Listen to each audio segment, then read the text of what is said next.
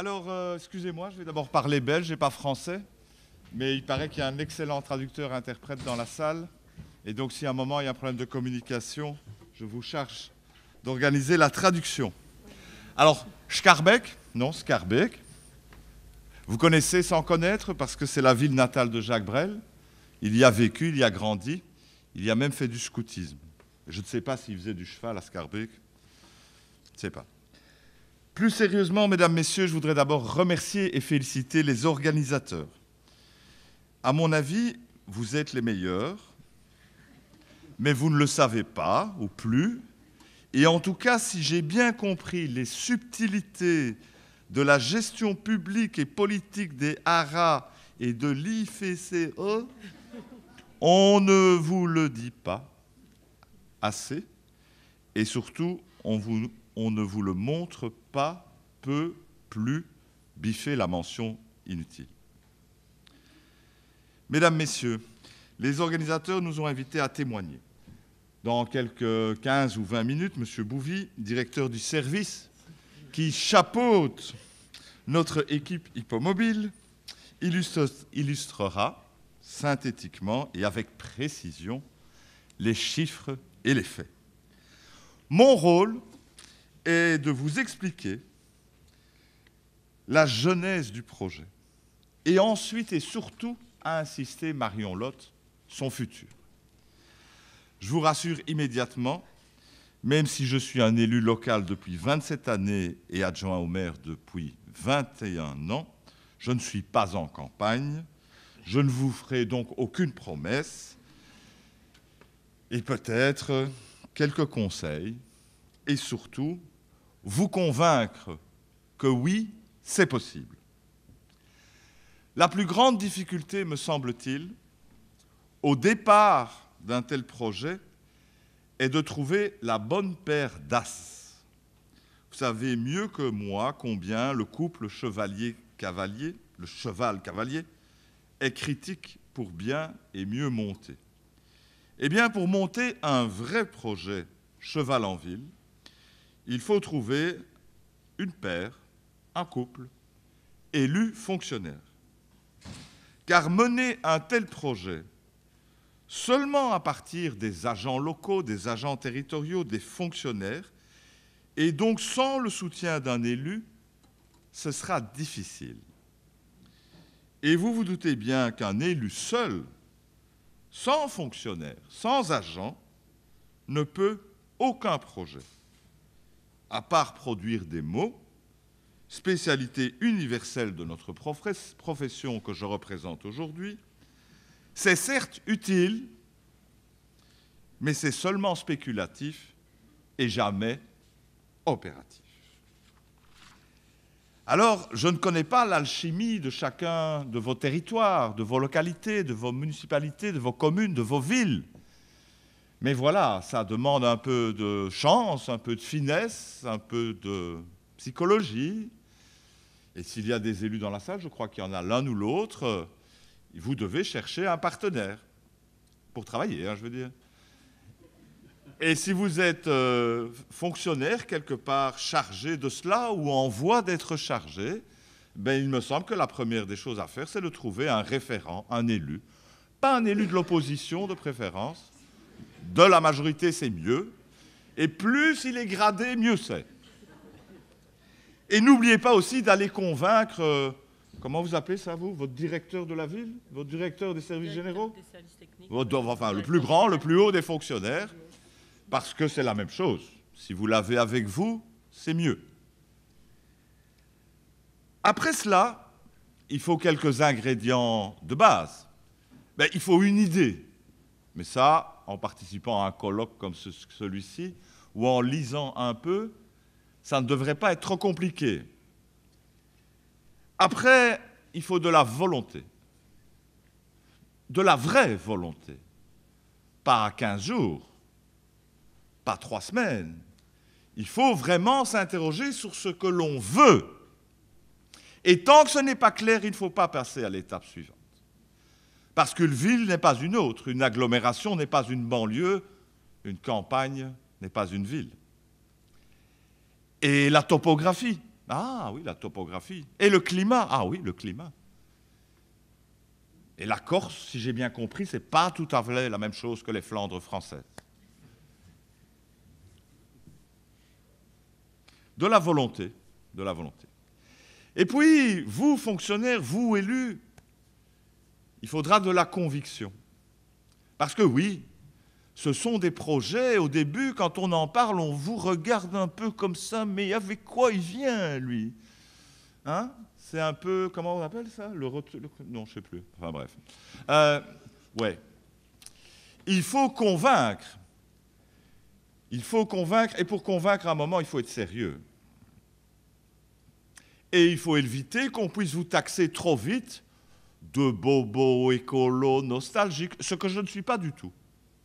J'appartiens à un parti politique qui n'existe pas en France, donc je suis relax, mais qui, oui, a évidemment des préoccupations environnementalistes, comme tous les partis aujourd'hui, ou à peu près tous, mais je ne suis pas du tout dans cette mouvance-là, même si, bien entendu, je la respecte.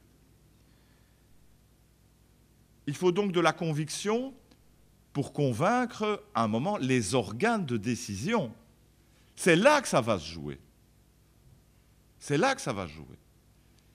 Et si un adjoint au maire ou un maire ne parvient pas à convaincre l'exécutif communal, et puis le conseil municipal, ça ne sert à rien. Vous aurez perdu votre temps et vous serez déçus en plus. Et il faut convaincre pourquoi? Mais il faut convaincre de l'utilité du projet. Oui, mais il faut aussi convaincre pour décrocher un budget. C'est l'ABC. Pas de crédit budgétaire au budget de la ville ou de la commune. Ça veut dire qu'en réalité, il n'y a pas de projet. Et commencez modestement. Commencez modestement. Faites inscrire un crédit pour une étude, une consultance, un soutien. Les haras, pour ça, ils sont parfaits. On les a utilisés. On les a utilisés. Et je peux vous dire que quand, sur un rapport, il y a le logo, très joli d'ailleurs, les haras nationaux de France, qui disent que c'est possible. Ouh, c'est bon, c'est une bonne carte, c'est une bonne carte, c'est une bonne carte. Et en plus, si vous avez Marion Lotte qui veut faire un exposé, alors ça, c'est deux bons atouts, deux bons atouts. Mais une étude de faisabilité, c'est bien, mais ça ne suffit pas. Après, il faudra un crédit pour investir. Ah ben oui, parce qu'il faut acheter des chevaux à un moment. Il faut surtout acheter du matériel. Il faut prévoir le logement. Les box, c'est ça? Les box. Les paddocks. Il faut évidemment convaincre des aménagements urbains, mais ça, c'est déjà du raffiné de chez raffiné. Très bien. Et oui, et puis après, il ne faut pas seulement prévoir des crédits d'investissement, il faut prévoir des crédits de fonctionnement parce que les chevaux, ça mange. Et puis, il vaut mieux qu'il y ait aussi des meneurs. C'est mieux. Et il faut les former. Et les haras, c'est toujours bien pour ça. Même très bien. Et donc, c'est des crédits récurrents. Et donc, il faut être honnête à un moment. Il faut faire un plan pluriannuel. Parce que sinon, on va dire, oui, gna, gna, gna, gna.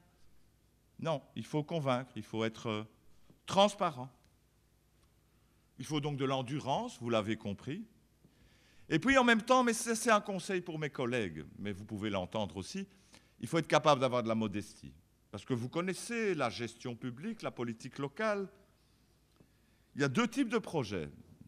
Je pense qu'il y a deux types de projets. Il y a les projets auxquels on croit, et puis il y a les projets qu'on monte pour se faire de la pub. Et malheureusement, je crois savoir qu'il y a eu des projets comme ça en France qui ont été montés et qui n'ont pas survécu. Parce qu'en fait, l'idée de base de l'élu, pas du fonctionnaire, jamais, de l'élu, c'est de faire un bon petit coup de pub pour être dans l'air du temps. Ça, non. Et finalement, les seuls projets qui tiennent, c'est les projets auxquels on croit, auxquels les élus croient, auxquels les fonctionnaires croient, auxquels le couple croit. Et finalement, quand on monte un projet parce qu'on y croit plutôt qu'un projet pour en faire de la pub, on a finalement la vraie reconnaissance après, qui n'est plus de la publicité, qui est de la reconnaissance. de la reconnaissance. Et ça, dans la gestion d'une ville, ou dans la gestion, si je puis dire, de la carrière d'un élu, c'est beaucoup plus important que de se poser la question comment je vais faire pour faire du marketing politique pour que les gens m'aiment et votent pour moi, me semble-t-il. Voilà, mesdames, messieurs, pour le dire autrement, dans ce type de projet et dans la vie en général, seul on peut peu de choses.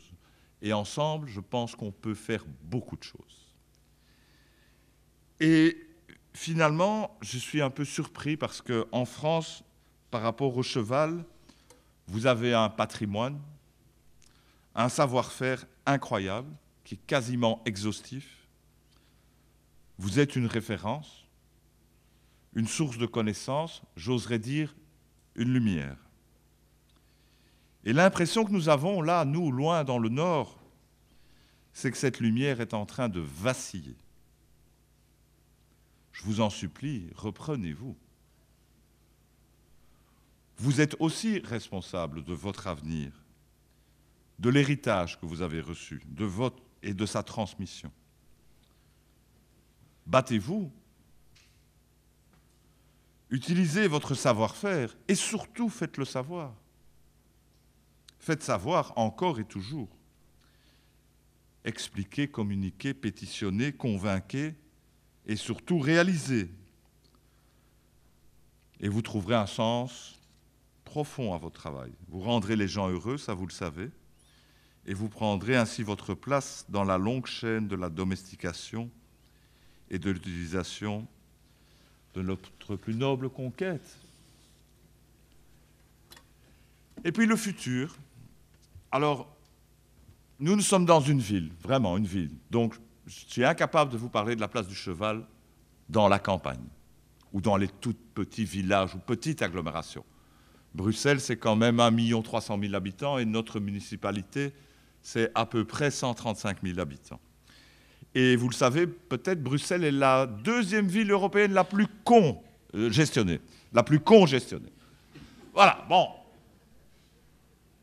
Et c'est pour des tas de raisons, mais c'est un fait.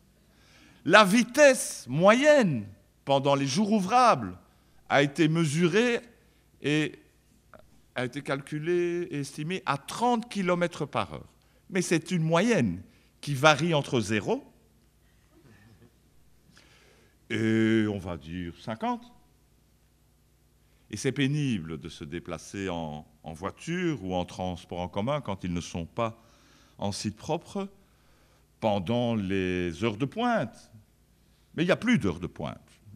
Tout est pointu.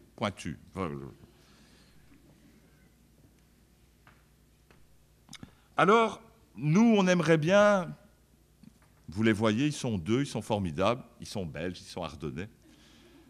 On aimerait bien, Manu, il dit 3, Manu Bouvi dit 3, moi j'aimerais bien 4. Pourquoi? Parce que nous sommes convaincus, et vous en avez parlé 1000 fois pendant ce colloque, on aimerait bien se lancer dans le transport de personnes de manière plus régulière. Ça, c'est ce que nous aimerions bien faire. Et j'ai l'intime conviction, et je souhaiterais que le cheval redevienne un mode de transport public. Je dis bien un mode de transport public, et qu'il trouve sa place à côté des modes de transport privés, et surtout qu'il retrouve sa place au sein des sociétés ou des organismes publics qui sont en charge d'organiser le transport public. Alors ne me faites pas dire ce que je n'ai pas dit. Je n'ai pas envie qu'on remplace tous les tramways à traction électrique par des tramways hypotractés, c'est pas ça que je dis. Mais à côté des tramways merveilleux, il y en a à Angers, là, on les a vus en descendant du train, je suis sûr qu'il y a de l'espace, et les enfants, les écoles, le troisième âge et tout ça, c'est utile. Et puis, il n'y a pas que la sphère publique, il y a la sphère privée. Et qui aurait imaginé, il y a quelques années, qu'à côté des bicyclettes, il y ait aujourd'hui, comment vous appelez ça en France, des vélos libres, c'est ça, à Paris? Vélib, pardon, traduction belge-français, Vélib. Qui l'aurait imaginé il y aurait eu un colloque il y a 30 ans sur les modes de déplacement en ville, vous n'auriez jamais entendu parler de ça. Et même Decaux n'aurait pas été là. Non. Eh bien, pourquoi pas des chevaux libres? Ah oui, la prospective, c'est ça, hein, c'est faire réfléchir, c'est provoquer, c'est parfois faire rire, oui. Des Mustangs, alors? Peut-être des Mustangs, mais ça, l'équitation, comment vous appelez ça? Western, très peu pour moi. Donc je veux poser la question de la place des chevaux individuels dans la ville. Il n'y a plus, alors que ce n'est pas interdit. Au contraire, c'est même encore prévu dans les... Comment on appelle ça? Le code de la route. C'est même encore prévu. Vous voyez encore des cavaliers individuels en ville, vous, qui se promènent ou qui se déplacent, qui utilisent ça comme moyen de transport? Alors, pas tout le temps, pas partout, pas à n'importe quelle heure. Ça dépend aussi des conditions climatiques. Mais moi, je suis étonné qu'on ne voit plus de personnes qui utilisent le cheval comme moyen de transport individuel. Pourquoi? Je ne sais pas. Vous le savez peut-être. Il faut y réfléchir. Il faut y réfléchir. Et je pense qu'il y a un problème de conflit, évidemment. L'espace délimité pour le transport, il est physiquement délimité. Il faut évidemment les piétons, il faut les voitures, les camions, il faut les vélos. Et il n'y a plus de place pour les chevaux.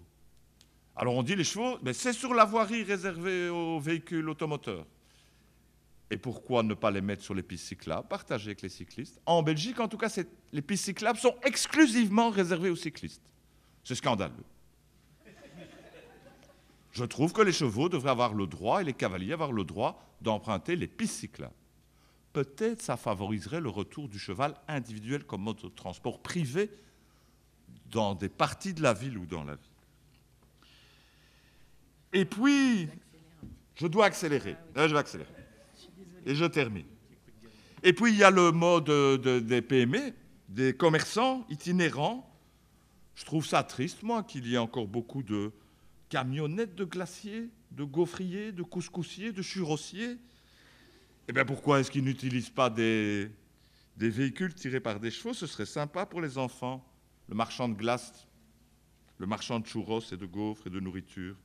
Bref, je rejoins monsieur l'exposé précédent. J'ai l'intime conviction en tant qu'élu, mais aussi en tant qu'être humain, que le citoyen a besoin de nature. Et c'est assez difficile de mettre les villes à la campagne. Dès lors, il faut faire revenir la nature dans la ville, les animaux et évidemment le cheval.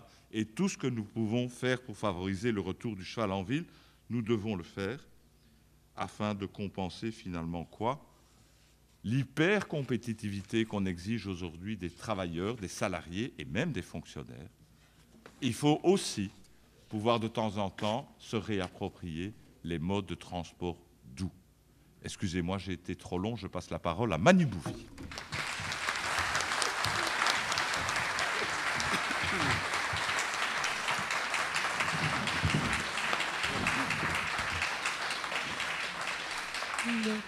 Je reviendrai. Alors effectivement, le temps va être un peu contraint, mais on vous laisse encore 10 minutes quand même pour nous exposer le contenu de ce beau projet. Je vais faire vite. Tout le monde m'entend bien? Oui. Parfait. Voilà, donc il y a 7-8 ans, quand Michel Deherdt m'a proposé de travailler sur un projet d'hypomobilité à Scarbeck, je me suis dit, soit il a fumé un pétard, soit il se fout de ma gueule, soit il veut ma peau. Hein, voilà. Quelques années après, voici où nous en sommes. On a réalisé un projet qui fonctionne très bien, à la grande satisfaction de l'autorité communale et surtout à la grande satisfaction du citoyen. Alors je vais être bref, mais je vais vous expliquer un peu quel est le cheminement administratif qui a été suivi pour en arriver au résultat actuel, résultat donc qui est très satisfaisant. Alors, on vous l'a déjà dit en quelques mots, Scarbeck est tout sauf une commune rurale. Donc, a priori, c'est vraiment pas l'endroit où il fallait monter un tel projet. Scarbeck est une commune très dense, est un point d'entrée de grosses voiries de circulation vers le centre de Bruxelles-Ville, donc plusieurs axes de pénétration importants. Il n'y a qu'un seul parc de 22 hectares au cœur de la ville qui, a priori, n'est pas du tout un parc approprié pour accueillir et faire gambader des chevaux. Et pourtant, quelques années plus tard, maintenant 5 ans après que le projet démarrait, Taram et Vouziers sont devenus les atouts de charme de la commune. Alors donc, des chevaux à Schaerbeek, dans un premier temps, je me disais, c'est vraiment une drôle d'idée. Mais pourquoi est-ce qu'on y a pensé? L'adjoint au maire vous a dit qu'il était intéressant de faire de la prospective. Et quelle était la situation qu'on rencontrait en 2008? Le baril de pétrole avait atteint $130, en venant à peu près de 50-55 un an et demi plus tôt. Il faut savoir que nous avons un charroi qui se compose d'à peu près 150 véhicules et que le coût du carburant utilisé, consommé par ce charroi devenait très important et obérait de manière très sensible le budget communal. Donc il y avait une réflexion qui était menée pour pouvoir utiliser d'autres outils de déplacement, d'autres moyens de transport. Ensuite, on souhaitait s'inscrire dans une démarche environnementale. Et enfin, on considérait que un nouveau projet devant être mené pour faire face aux difficultés rencontrées devait s'inscrire dans une obligation d'exemplarité pour le pouvoir public que nous sommes. Alors, on a effectué quelques visites en France, on a eu quelques contacts. Pourquoi la France? Parce que manifestement, c'est un des pays les plus actifs en la matière. Donc on s'est rendu notamment à Lampertheim en Alsace, où on a eu le bonheur de croiser l'adjointe au maire, Mme Ponsignon, et le cheval Cadry, qui menait depuis quelque temps un projet tout à fait positif sur place. On a fait d'autres visites également en France, et ça nous a convaincus qu'un projet de ce type pouvait être mené à Schaerbeek.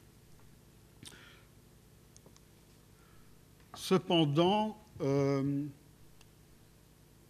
il était nécessaire de vaincre un certain nombre de résistances. Encore une fois, un cheval dans une ville comme Schaerbeek, c'est un projet fantaisiste.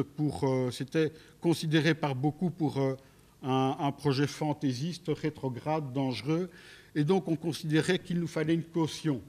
Dès lors, on a pris contact avec... on a décidé de lancer un marché de consultance pour qu'un organisme scientifique puisse appuyer notre projet et le valider. Et c'est suite à ce marché que les haras nationaux ont été désignés pour faire une étude, pour voir donc dans quelle mesure on pouvait travailler sur la question. Donc, quelles étaient les contraintes? On voulait absolument éviter que ce soit un projet gadget. On ne voulait pas que ce soit un projet qui n'ait pas de réelle utilité publique. On voulait que ce soit un projet qui puisse permettre de remplacer un véhicule à moteur thermique et effectuer des missions classiques de service public. Je vais prendre un verre d'eau.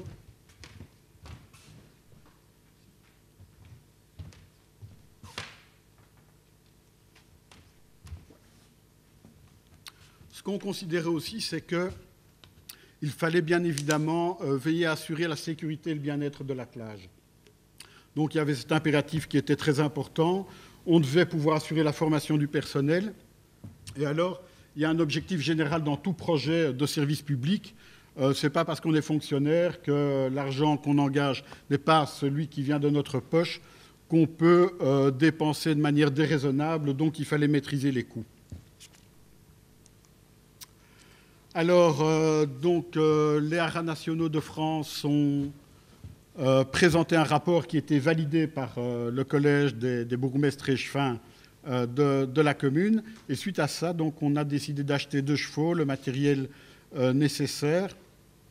On a orienté le travail vers quelque chose de spécifique. On a voulu éviter une dispersion et se lancer dans trop de missions. On s'est dit, pour avoir un projet qui est crédible, il faut fonctionner sur un domaine bien particulier. Et donc, on a choisi la vidange des corbeilles publiques.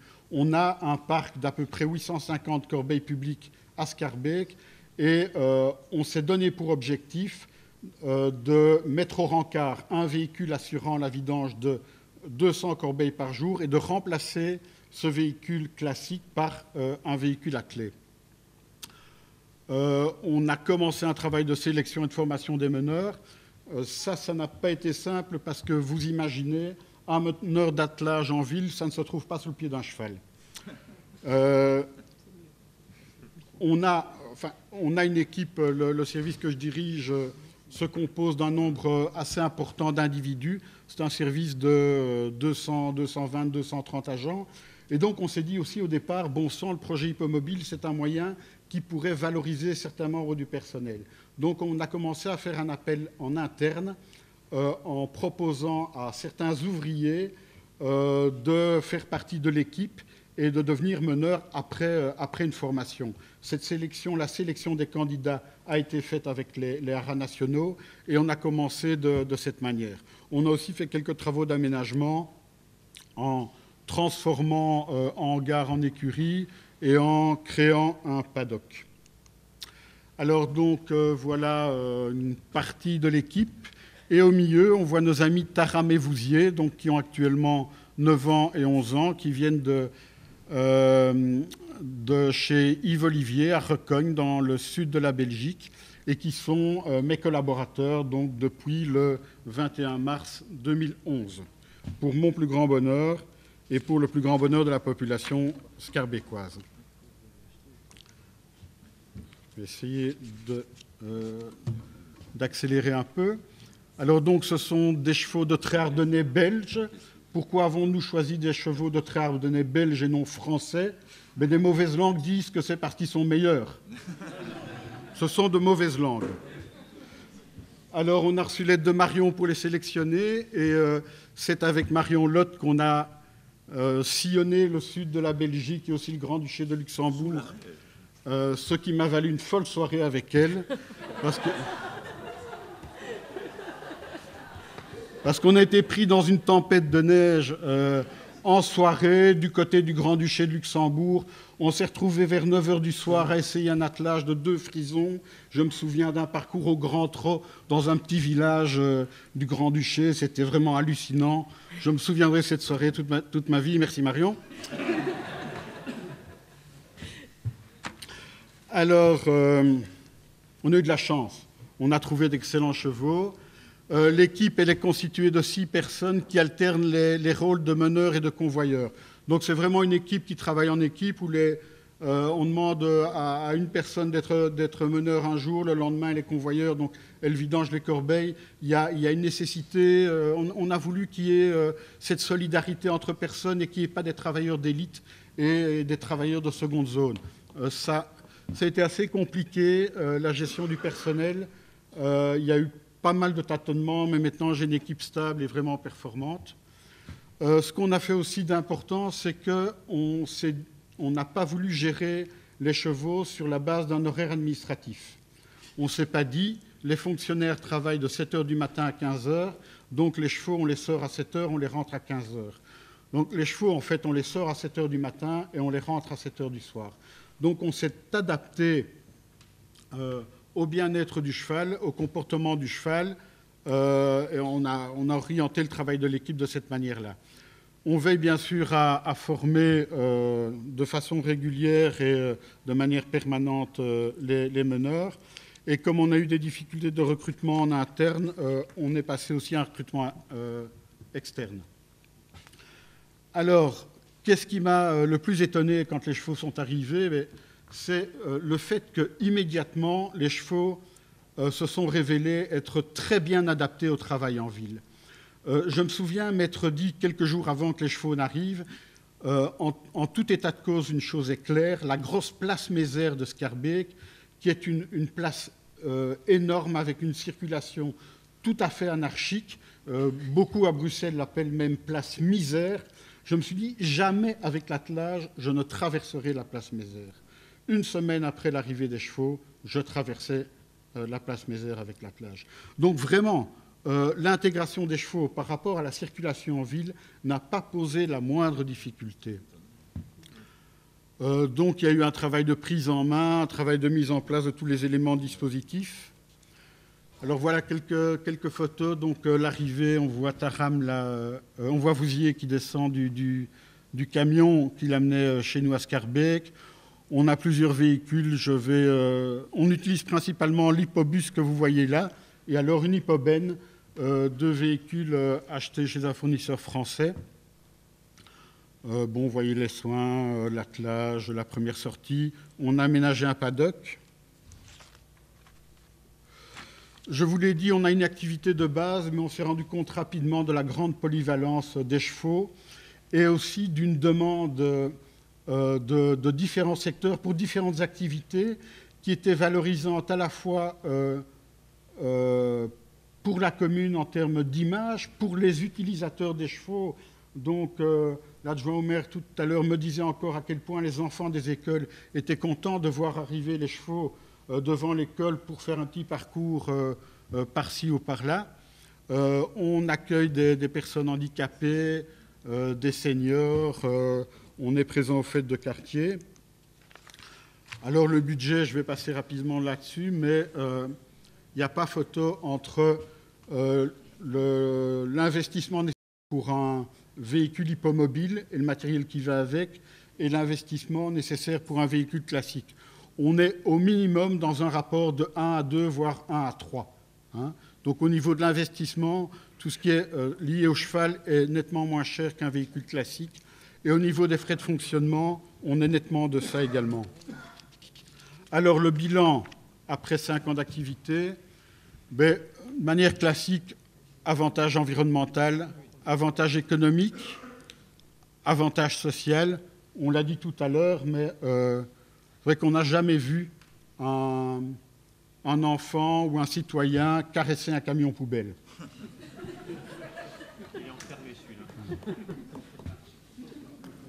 Les chevaux, c'est une de mes grandes satisfactions parce que c'était une contrainte aussi. Ils sont resplendissants, ils sont bien dans leur tête, ils sont bien dans leur corps, ils sont vraiment impeccables. Je l'ai dit, ils s'adaptent bien au trafic urbain. L'attelage est polyvalent. En 5 ans, pas un seul accident. Je pense qu'il y a eu un petit problème de rétroviseur avec un bus sur 5 ans, c'est tout. Et les chevaux sortent pratiquement tous les jours. Donc, je trouve que c'est un bilan vraiment remarquable. Alors, autre contrainte. Ah oui, non, j'avais sauté une page ici, oui. Il y a quand même des éléments qui sont peut-être moins intéressants. La productivité d'un véhicule hippomobile est moindre que celle d'un véhicule classique, il faut le savoir. Hein. Il ne faut pas inventer n'importe quoi. S'il y a une mission urgente à réaliser quelque part, on saute dans un camion, on tourne la clé de contact, 10 minutes après, on est sur les lieux. Avec l'attelage, il faut le préparer, l'attelage est plus lent, etc. Donc, cette productivité est moindre. Et alors, ce qui me désole un peu, c'est que malgré que notre projet soit une réussite, on ne voit pas beaucoup d'intérêt de la part des 588 autres communes du pays pour qu'elles mettent en œuvre un projet similaire. Alors voilà, une contrainte aussi du statut d'agent d'un service public que sont Staram et Vouziers. Ils ont droit à des congés annuels, et ça, j'ai eu les syndicats sur le dos. Je n'ai pas pu y parer, mais on les leur accorde bien volontiers. Et donc, tous les ans, ils retournent 15 jours là où ils sont nés, à Recogne. Regardez comme ils sont beaux. Voilà.